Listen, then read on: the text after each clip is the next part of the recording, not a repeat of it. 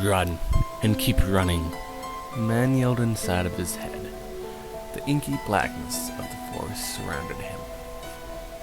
Damn this overbrush, it's too thick to fly through.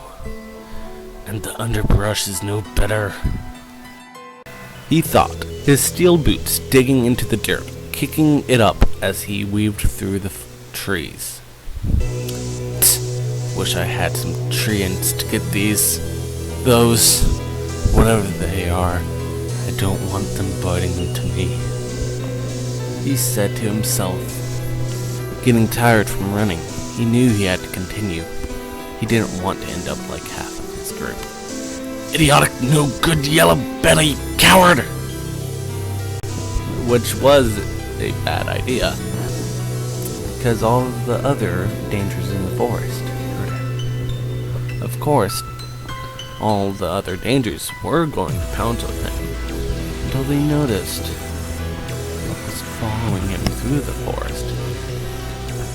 The sound of leathery wings flapping hard with a non-rhythmic beating.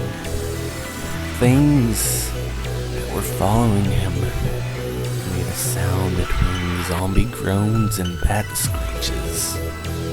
The man was getting cold, feeling like something was draining him up. Feeling like something was draining his heat. His eyes were starting to droop. His legs were getting heavier. Sweat running down his brow. His breathing became short gasps of air. He ran right into a tree, and he dropped like a fly, unconscious and alone in a dark forest with monsters following him, getting ever closer. Bum, bum, bum, bum, bum, bum. Blackness. Pure, inky blackness. The man stared into the blackness blankly. He was warm. Not a bad type of warm, but a warmth like being wrapped in a blanket next to a fire. He slowly opened his eyes, his face inches away from a fire. He was startled, scooting back. When he did so, he felt a soft, warm squishiness on his back. His heart stopped at the pleasant warmth of the squishy orbs on his back. A soft moan behind him. He froze hearing the moan,